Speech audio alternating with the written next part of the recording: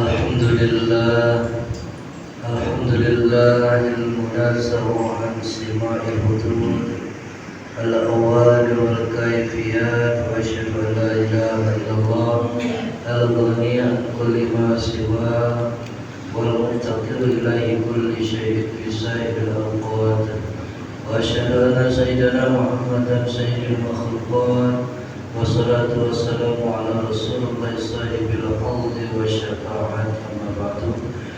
Hadirin hadirat Bapak Ibu, alhamdulillah ini semuanya atas hidayah inayah Allah, pertolongan Allah, sehingga kita bisa berkumpul kembali di maghrib malam Senin ini.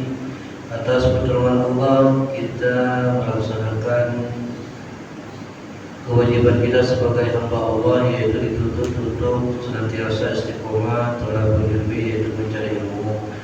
Kita niatkan thalabul ilmi itu yang pertama menghidupkan agama Allah, yang kedua menggugurkan kewajiban. Karena kita dituntut oleh Allah dalam Al-Quran sudah jelas, surat Al-Mujadalah ayat 11, yarfa'illahil ladzina amanu minkum walladzina utul ilma darajat gitu. Jadi Allah tuh memerintahkan kepada hambanya senantiasa menuntut ilmu supaya derajat kita semakin hari, semakin tahun makin naik derajat kita di sisi Allah dan di sisi bangsa manusia.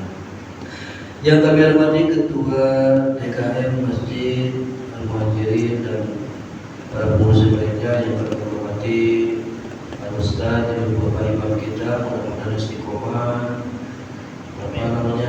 mungkin di Madinah, Haji Umur juga rezeki, dan Bapak-bapak Ibu yang lainnya kita doakan semua yang ada di sini, Allah panjangkan umur, Allah berikan keberkahan, Allah berikan rezeki yang melimpah, dan nanti di akhirat kelak yaumul kiamat kita berkumpul kembali dan saling bersaksi bahwa kita di hidup dalam dunia mengumpulkan kewajiban sekaligus kehidupan Allah. Dan mudah-mudahan sekaligus mendapatkan syafaat dan Nabi kita Muhammad SAW. Lanjutan yang kemarin, sekarang malam ini yang kemarin irodat misalnya. Bismillahirrahmanirrahim. Wajibun dan wajib pihak ta'ala di dalam haknya Allah Ta'ala. Apa yang wajib Allah itu, yaitu al-ilmu, mempunyai sifat ilmu. Al-fa'alimu sifat ilmu, wahiyya adapun sifat ilmu itu sifatun qadimatun, sifat yang berada di Allah. Qaimatun bidatihi ta'ala, beradanya sifat ilmu itu qaimatun terdahulu yang sudah terjadi di zatnya Allah Subhanahu wa ta'ala. Ya'lamu biha, ya'lamu Allah mengetahui biha terhadap ilmu al-asya'a, setiap perkara, waliduha dan adapun perlawanan sifat ilmu itu al-jahlu, kebodohan.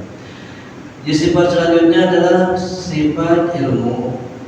Allah wajib mempunyai atau Allah wajib tersifati sifat ilmu. Ilmu itu artinya adalah pengetahuan.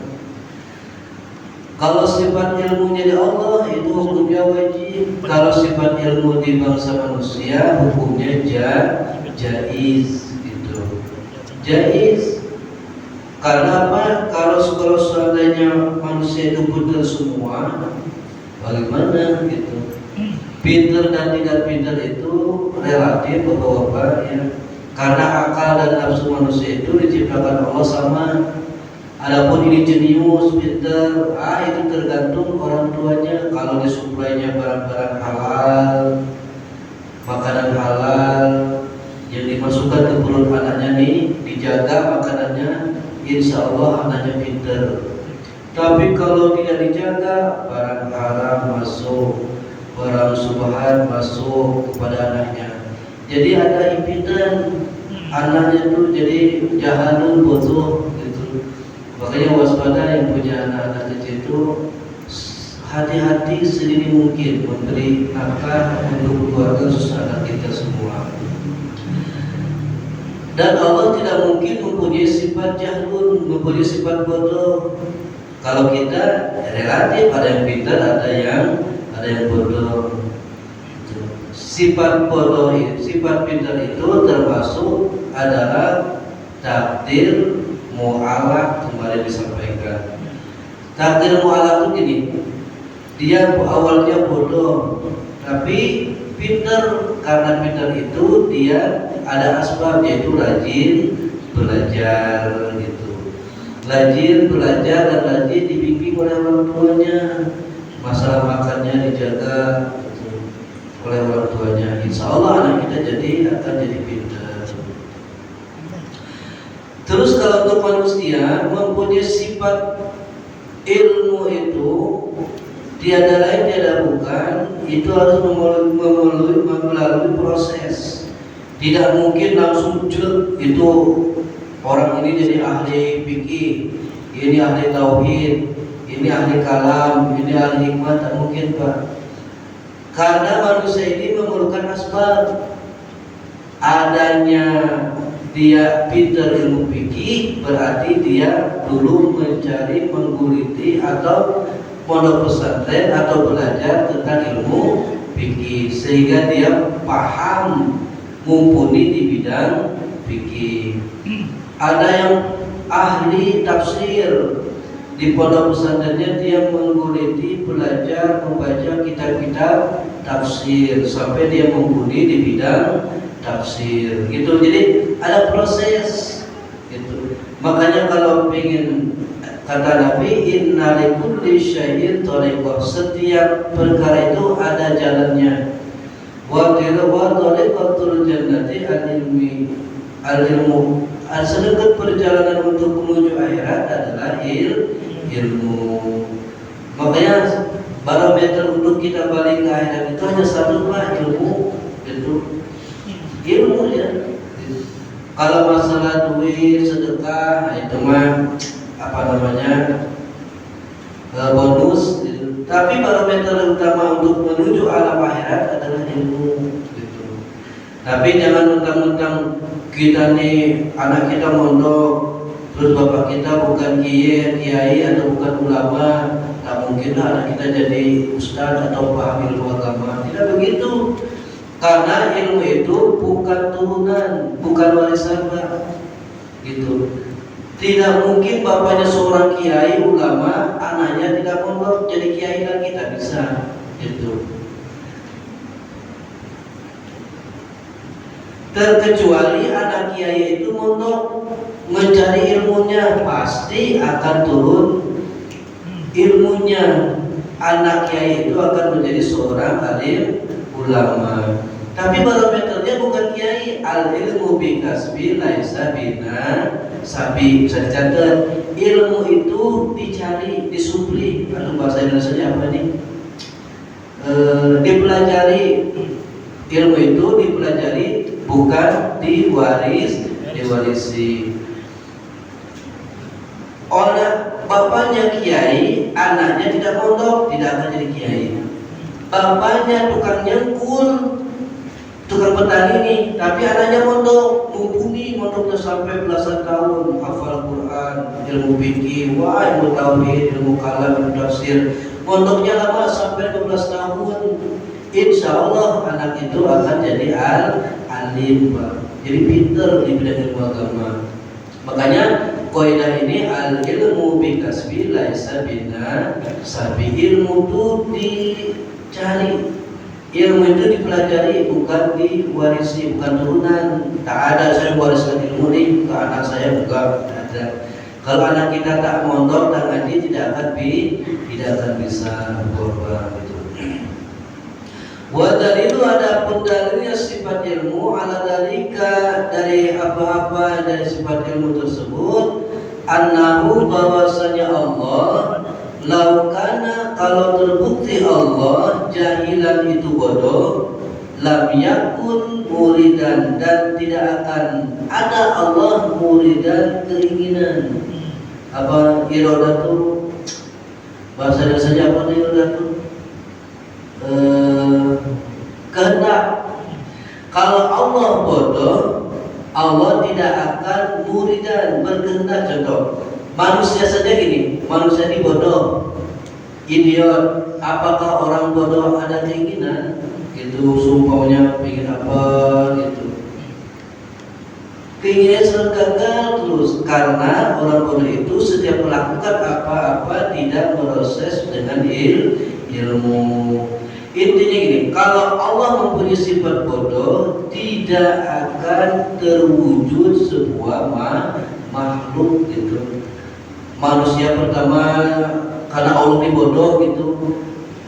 Jadi si Sidik bentuknya begini, terus Kodir bentuknya begini, Ihsan bentuknya begini, jadi acak-acakan gitu. Karena faktor kebodohan. Tak mungkin. Nah, yang sifat bodoh itu berada di makhluk gitu. Kalau kita ingin pintar berarti ada asbab, yaitu belajar. Kalau tak belajar otomatis kita akan bodoh. Nah, Allah tidak membutuhkan itu, Pak. Allah pintarnya Allah tidak ada proses belajar dulu. Karena Allah innallaha wa huwas sami'un alim gitu. Kalau kita pintar nih, beda ini. Kalau manusia pintar ada prosesnya yaitu belajar. Belajarnya ada masanya yang lama. Tak mungkin pengen pintar cuma 1 tahun. Pengen paham agama cuma 1 tahun gitu. Minimal mondok pesantren itu 10 tahun baru bisa gitu. Itu minimal 10 tahun pada insya Allah baru bisa tuh. 10 tahun tuh baru bisa baca kitab Gundul, Arab, Ta'ala, artinya Maha Tinggi gitu. Yaitu apa lagi, Yadud, tangan, Ainun, mata, gitu. Tuh Ajijan, Azizan, Lemah, Kuatun, Kuat. Nah itu 10 tahun tuh gitu. Allah Akbar. Makanya jangan tanggung-tanggung kalau punya anak laki-laki atau perempuan mondok dan lama gitu. Saya dulu dibuang sama orang tua, lulus SD langsung MTS dibuang gitu. 2 tahun baru balik, kata apa-apa. Disangka udah 7 harinya di rumah. Bapak saya nundingnya gitu, disangka sudah 7 harinya karena 2 tahun sudah balik-balik. Lebih betah di pesantren daripada di rumah gitu. Pesantren kelapa ada, ikan ada, tinggal punya guru gitu. So, gitu. Ya Allah ya Allah. Modal pesantren anak kalau ingin pintar 1 tahun itu dia wajib betah. Anak 1 tahun dulu betahnya saja sudah syukur alhamdulillah. Mana ada apalagi zaman sekarang nih pengennya main FF, main FL, main HP, pengennya nongkrong, kedai kopi, rokokan. Ini anak kita terpenjara di kobong. Kobong itu bahasa Jawa namanya kebakar obong, itu membakar hawa nafsu. Tanya ada anaknya, anak tuh pengennya gitulah. Pengennya main HP, main bola, main jalan-jalan, main motor-motoran. Itu tuh nafsu anak tuh. Bapaknya khawatir karena ada tanggung jawab. Sayang dengan anaknya biar anak itu pintar agamanya di pondok pesantren karena itu kamu pondok pesantrennya yang betul. Jadilah terpenjara ke obong, dibakar hawa nafsunya. Jadi setiap hari ngaji gitu. Jadi gini, kepintarannya manusia itu memulai proses contoh baca Quran. Tidak ujuk-ujuk baca Quran langsung. Dari awal mula Iqra 1, Iqra 2, Iqra 3 sampai Iqra 5 dan terakhir Iqra 6. Itu proses tuh kepintarannya. Nah untuk Allah tak ada begitu, tasalsul tak perlu Allah, tak butuh. Kalau manusia ya Iqra 1, Iqra 2, Iqra sampai Iqra 6 lari kepada Al-Quran.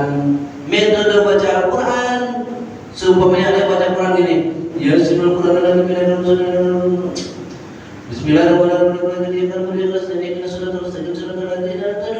alim al-dhalim. Amin Yasin wal Qur'anil hakim innaka laminal mursalin. Itu tuh tidak termasuk kaidah baca Al-Quran yang 3. Dalam Al-Quran waradil Quran tila. Allah memerintahkan baca Quran itu tartil nih tentang ilmu Al-Quran. Turunlah 3 metode. Pertama tahqiq.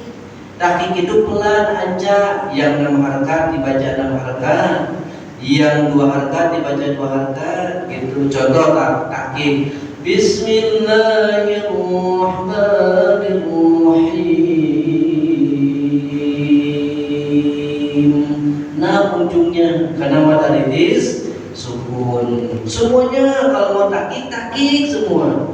Dari alhamdulillah sampai waladhdallin itu tahqiq. Alhamdulillahi rabbil alamin.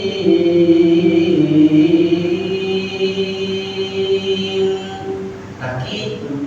Metode yang kedua adalah tadwir. Tadwir itu sedang, yang 6 harakat dipotong jadi 3 atau 4 harokat. Kasih contoh.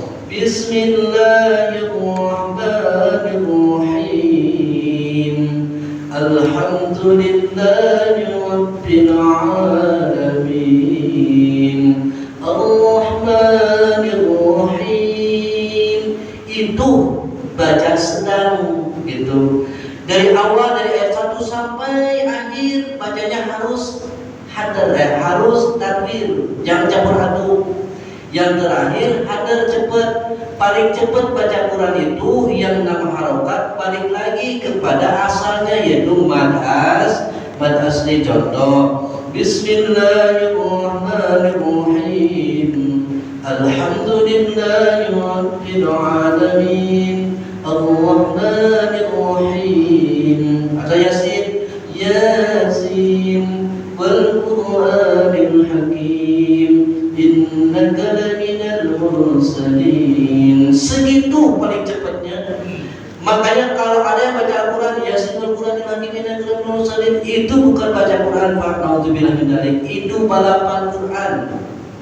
Tak ada Rasul membaca itu yang ada mendapatkan dosa.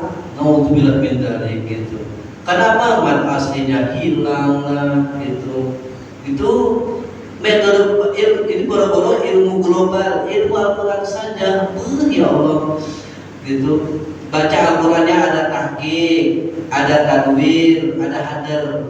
Ini ada imam Allahu Akbar. Pertama Bismillahirrahmanirrahim. Tahqiq.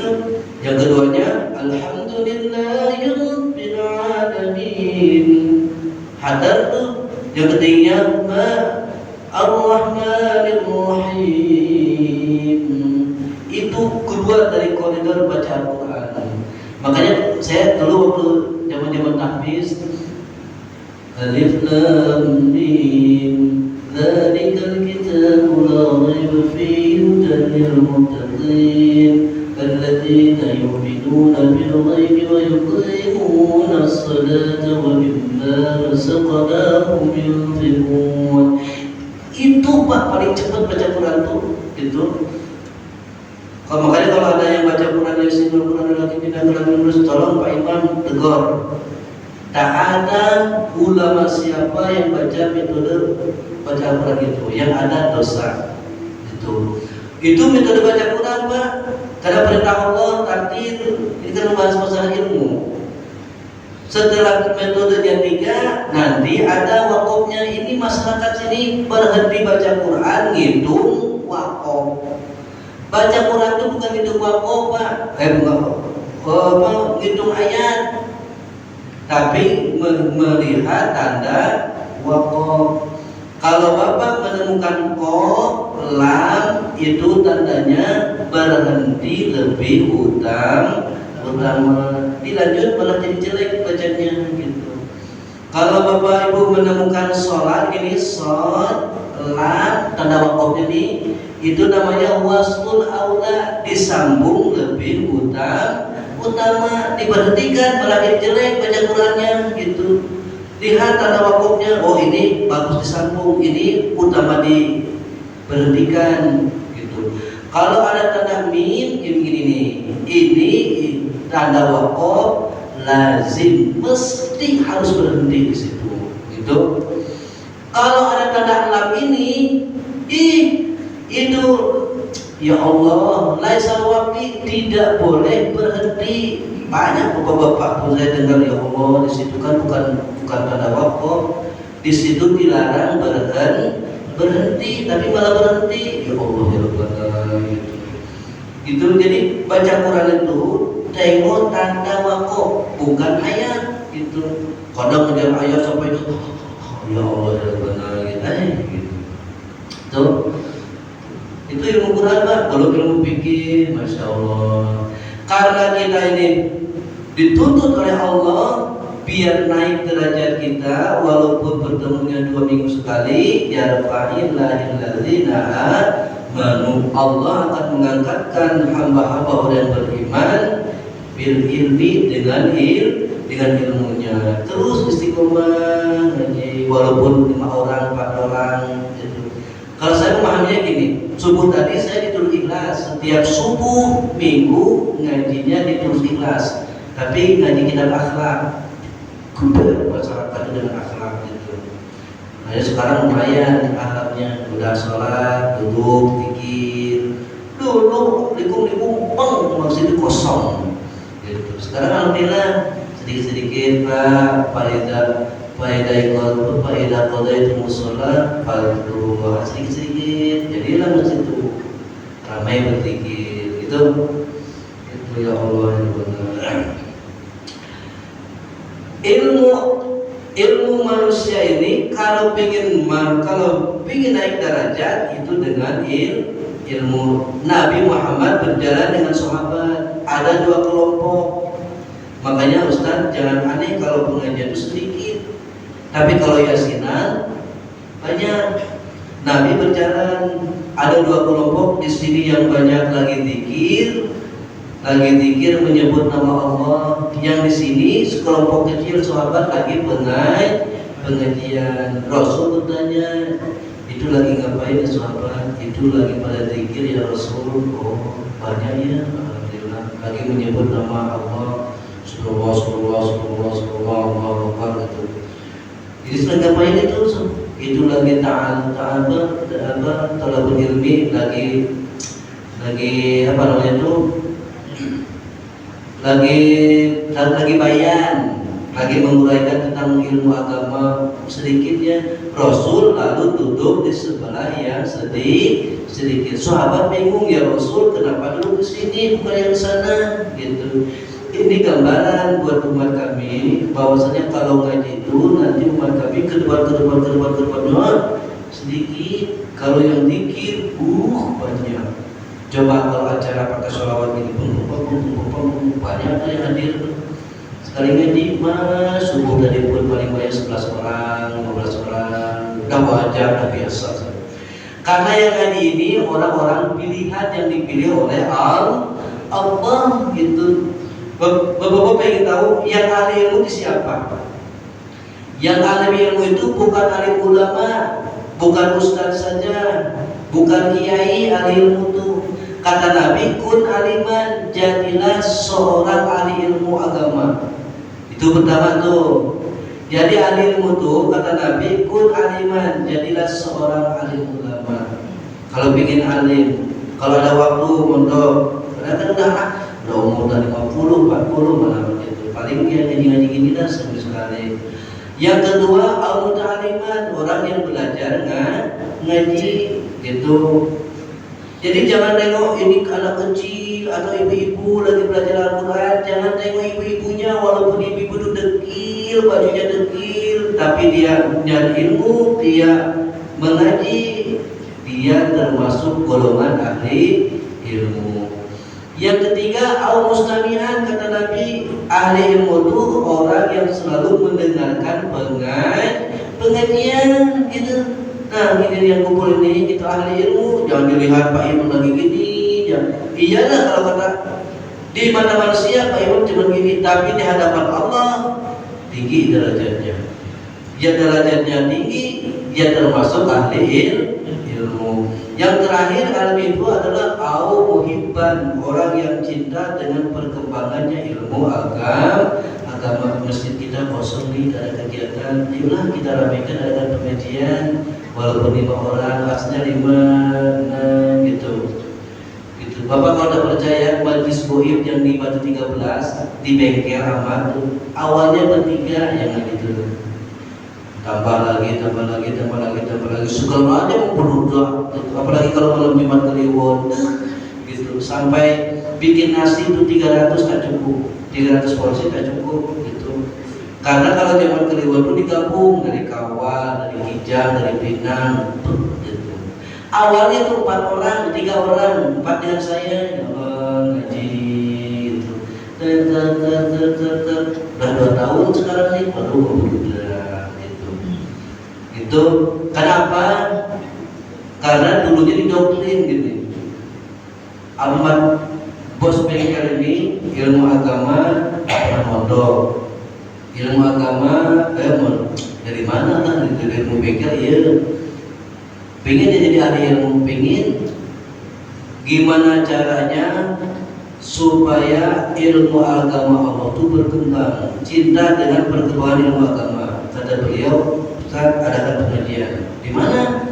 Ya di bengkel lah, di belakangnya. Oke, 3 orang, terus bertambah budak. Itu rame, alhamdulillah ya Allah. Itu. Jadi gini, ahli ilmu itu jangan beranggapan itu mah kiai, itu mah ustaz. Mana ada? Justru seorang ustaz itu dipertaruhkan di akhirat, Pak. Saya gini, bapak-bapak harus sholat tahajud. Tahajud ini begini pahalanya. Ustaznya tidur, gitu. Kalau bapak tak melaksanakan, bapak merintah orang, tapi tak tahu ilmunya, itu sifatnya munafik. Tapi kalau saya bukan munafik, tapi munafik, lebih di atas munafik. Dia tahu fadilahnya sholat tahajud, tapi dia cuma merintah doang, melaksanakan tidak berarti munafik, gitu. Kalau bapak oke lah, gitu. Umpamanya gini, dia udah tahu kurban itu hukumnya sunnah muakkadah, sunnah ditekankan, diharuskan.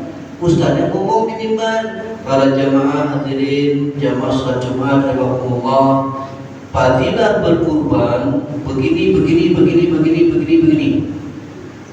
Jamaah terobsesi, yang sampaikan Ustaz itu, Masya Allah pahalanya gede, melebur dosa.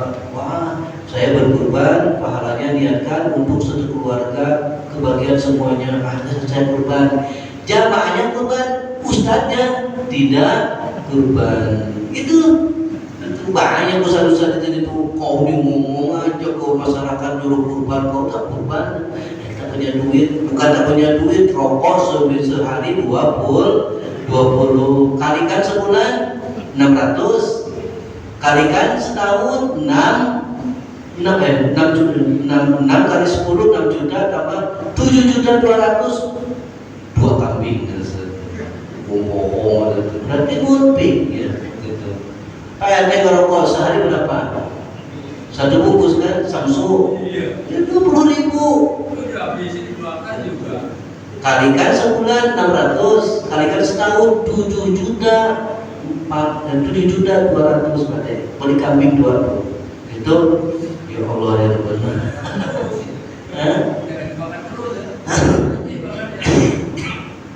Gitu. Nah, kita kembali. Jadi gini, Allah mempunyai sifat ilmu itu, pinternya Allah, maha mengetahuinya Allah atas kehendaknya Allah sendiri, gitu. Tapi pinternya kita, pengetahuannya kita, kecerdasan kita itu karena ada asbab, gitu. Kalau kita ingin pintar, berarti kita harus rajin belajar. Saya dulu nih, saya jujur aja lah. Nama saya ini yang asli dulu namanya Adam Rohmi. Adam namanya itu Ajam. Kalau Rohmi bahasa Arab silatur rohim menyambung. Saya tanya ke ibu, nama saya nama Adam Rohmi, sudah banget. Ya begitu. Pas pondok pesantren, ya Allah, yang lain sudah hafal sekian juz, Alfiah hafal, Jurumiyah hafal, kitab yang lain hafal, saya baru gini aja. Kok budak bener otaknya satu gitu, mumet, tak masuk gitu. Orang lain udah naik kelas di pesantren, saya masih jadi tidak. Astagfirullahaladzim, ya Allah, mumet, budak, tak ngerti saya apa yang pelajari gitu. Balik ke rumah barulah diganti nama sama orang tua tuh, gedilah namanya Muhammad Siddiq Abdullah gitu. Gede syukuran bikin tumpeng bagikan. Niat saya syukuran atas pergantian nama saya, mudah-mudahan Allah berkahi. Dari situ baru ternyata nama itu adalah doa kan asli. Nama saya dulu tuh bukan disebut Muhammad Siddiq Abdullah, ada Rohmi. Karena mumet, butek, bodoh lah gitu, bodoh, katakanlah simpel bodoh, ganti nama langsung gitu. Firosafah selesai, fikih selesai, semuanya selesai di pesantren itu. Jadi anak tuh gini, kalau seandainya anak tuh kurang pintar, coba ganti nama. Ya Allah, ya Allah, gitu. Ya Allah, ya Allah. Ini mah nama anaknya Muhammad Yosef. Ya Allah, ya Allah. Nama-nama yang bagus lah, nama Islami. Itu Allah. Ya Allah. Hadirin jemaah bapak-bapak, ibu-ibu yang Allah hormati. Jadi pengetahuan kecerdasan manusia ini tergantung faktor dari awal. Contoh kalau tumbuhan nih, tumbuhan kalau prosesnya ngurusnya benar dari awal, insya Allah akan berbuah hasil. Manusia juga begitu. Kalau anak kita disuplai barang haram, efek dampaknya anak kita bodoh. Dampak untuk kita doa tidak dikabul. Salah satu doa tidak dikabul itu Pak, bukan menyalahkan Allah. Ya Allah, saya siang malam berdoa sampai nangis-nangis, udah berapa tahun, nah diijabahnya, nah dikabulnya, itu salah Allah apa salah sendiri? Cari dulu apa yang ada di badan kita. Oh ternyata kita ini suka makan barang haram. Barang haram tak mungkin Pak dikabul oleh Allah doanya. Sampai nangis-nangis darah pun, ya Allah ya Allah, berikanlah keberkahan ya Allah, berikan rezeki yang berlimpah yang banyak ya Allah. Sampai nangis darah pun tak akan. Karena apa? Karena dalam tubuh kita ada yang haram. Perkara haram ini akan menolak doa kita dikabul, dijawab oleh Allah. Makanya sholat sarung harus punya pribadi. Ini mau sarung aja dipakai. Sholatnya pakai celana, pakai sarung, sarungnya takut bolong bekas rokok. Yang sini bolong, sholatnya tidak sah karena bolong kaspul aurat, terbuka aurat gitu. Makanya orang-orang merokok nih, itu sholat pakai celananya bolong-bolong kas rokok, pakai sarung tambal gitu. Itu salah satu membatalkan sholat adalah terbukanya aurat gitu. Gitu. Hati-hati Pak dalam sholatnya gitu. Lanjutannya Bismillahirrahmanirrahim.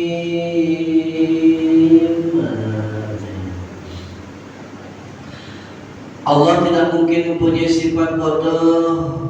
Kalau Allah bodoh, tidak akan terwujud sebuah makhluk, dan kehendak Allah tidak akan berkehendak.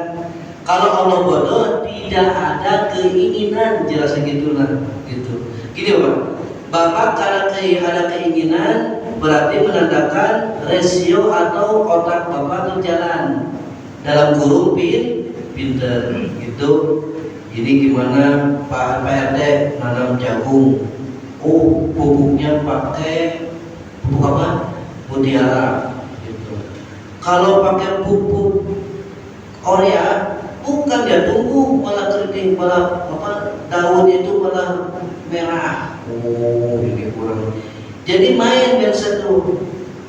Setelah pakai 16 pertumbuhan batang pas berbuah gedor pakai blower pupuk, buahnya segini panjang-panjang, apa namanya, jagungnya. Berarti hasil pengetahuan Pak Ade itu dari mindset, dari asbab dipelajari itu. Makanya ya Allah ya Rabbana, orang-orang yang saya suka kasihan kalau di pinggir jalan seneng ngamen. Ya Allah, cobalah duduk belajar gitu. Tuh, ya saya berkendala biaya. Pondok pesantren banyak yang gratis. Kalau tinggal mau belajar aja gitu. Yang gratis aja mondok di Batam pada kabur. Saya kan pernah di Batam 3 tahun. Saya Pak datangkan dari pulau-pulau tuh anak santri dapat 60 orang gratis pondok pesantren. Itu pun sisa cuma 10. Loncat sana yang satu loncat sana dah kabur kemana telepon. Oh ada 60, tak benar. Dasar. Itu Allah ya Rabbana. Ya namanya pondok pesantren kan tidak bisa memaksa kan, ya udahlah gitu. Nah yang seperti ini alhamdulillah kemarin mewakili Kepri Kepulauan Riau lomba di Solo. Nah gitu alhasilnya itu Allah ya Rabbana.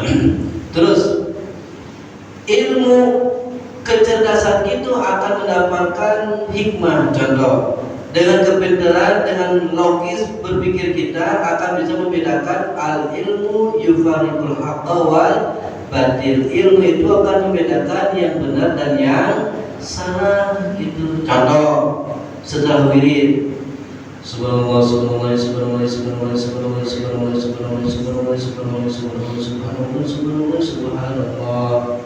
Jelaskan cepat. Subhanallah subhanallah subhanallah subhanallah jadi semua gitu. Kalau dikirnya terlalu cepat bukan subhanallah jadi semua. Ya cobalah awalnya subhanallah subhanallah subhanallah subhanallah subhanallah subhanallah subhanallah subhanallah subhanallah subhanallah. Cepatkan subhanallah subhanallah subhanallah subhanallah subhanallah. Apa yang mau dinilai coba gitu. Coba alhamdulillah, alhamdulillah, alhamdulillah, alhamdulillah. Yang benar nih, alhamdulillah, alhamdulillah, alhamdulillah. Apa alhamdulillah, alhamdulillah, alhamdulillah, alhamdulillah. Yang benar pertama apa yang kedua? Yang benar adalah yang kedua. Yang kedua, alifnya dibuang karena bidati itu subuh Tuhan boleh tidak berdujib ke pihak bidat dia malah kalim. Kalau ada alif terhimpit 2 kalimat, alif itu dibuang. Alhamdulillah, alhamdulillah, alhamdulillah, alhamdulillah, alhamdulillah, alhamdulillah. Habis nafas alifnya ambil lagi. Alhamdulillah, alhamdulillah, alhamdulillah, alhamdulillah, alhamdulillah, alhamdulillah, alhamdulillah. Alhamdulillah, alhamdulillah gitu kan. Sekarang Allahu Akbar. Yang benar yang mana? Allahu Akbar, Allahu Akbar, Allahu Akbar, Allahu Akbar, atau Allahu Akbar, Allahu Akbar, Allahu Akbar, Allahu Akbar, Allahu Akbar. Yang benar yang pertama apa yang kedua? Yang kedua, karena alifnya terhimpit antara Allah dan Akbar. Jadi kalau cepat Allahu Akbar, Allahu Akbar, Allahu Akbar, Allahu Akbar, kan bingung. Coba cepatkan Allahu Akbar, Allahu Akbar, Allahu Akbar, Allahu Akbar, Allahu Akbar, Allahu Akbar, Allahu Akbar, Allahu Akbar, Allahu Akbar, Allahu Akbar, Allahu Akbar. Tetap dapat gitu. Karena alifnya dibuang. Contoh Al-Qur'annya Bismillahirrahmanirrahim. Alifnya kemana?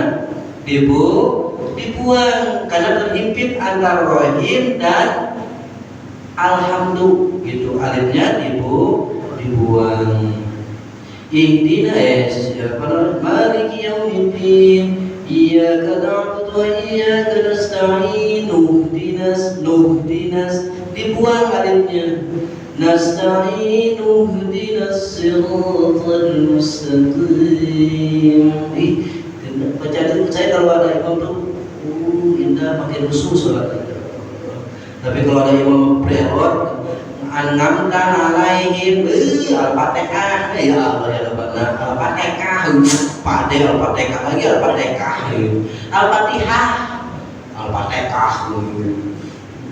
sholat imam angamkan alaihim waladhdallin. Saya mau parokok pada niat saya pisah tidak jadi bermakmum. Imamnya nggak ngalahin. Allah Akbar. Itu ya Allah ya benar. Itu ilmu Quran saja, belum ilmu fikih. Ya Allah, habis sholat assalamualaikum warahmatullah. Dan ke kiri salam boleh, tidak pun tidak apa.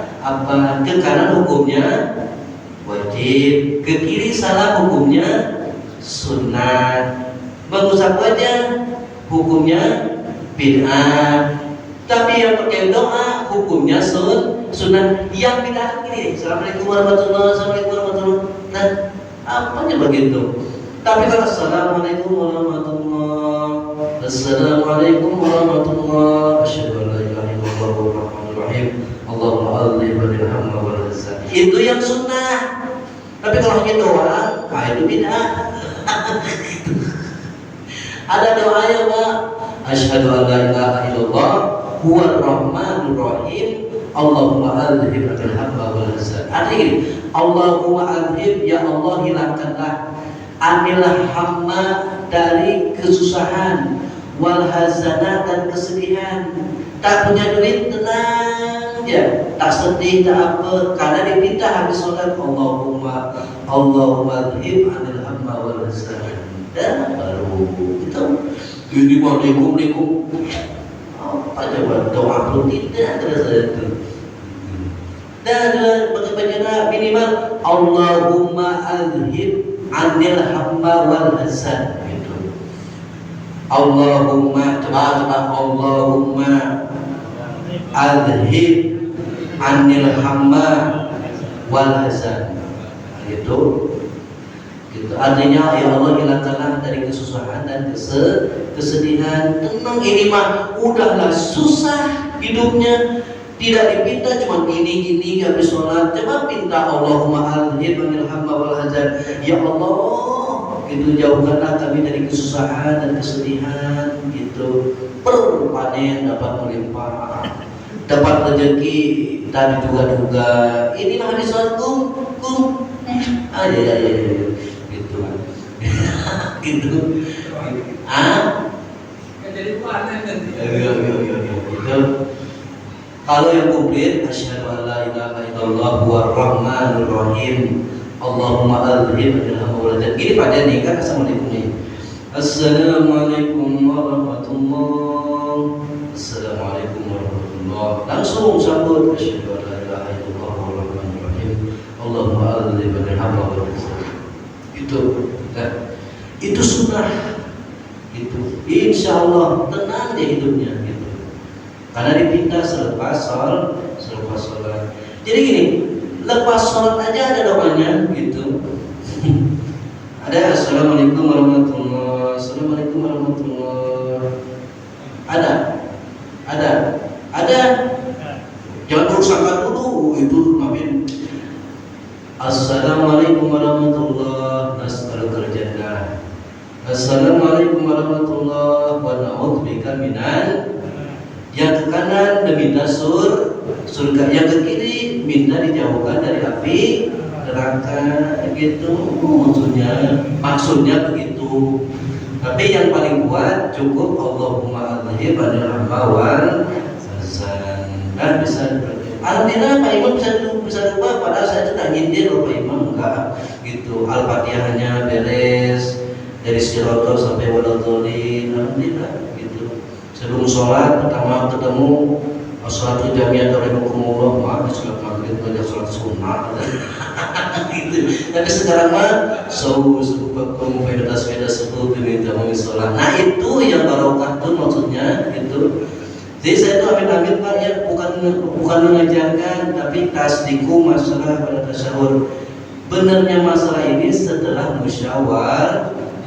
Saya niatkan datang ke sini 2 minggu sekali, niat musyawarah ilmu gitu Pak, gitu dengan imam, dengan yang lain gitu. Alhamdulillah adalah perubahan, mudah-mudahan ada manfaatnya. Saya simpulkan Allah itu pinternya luar biasa, dan pinternya Allah tidak ada awalnya dan tidak ada akhirnya. Dan pinter pengetahuannya Allah itu adalah dat Allahnya sendiri. Sedangkan pintarnya manusia itu ada asbab. Asbabnya dari makanan ke, karena sering belajar ke, atau karena sering akhlak kepada orang tua, itu juga asbab kita menjadikan pintar. Mudah-mudahan ada manfaatnya. Mengenai ini saya tutup. Wassalamualaikum warahmatullahi wabarakatuh. Waalaikumsalam.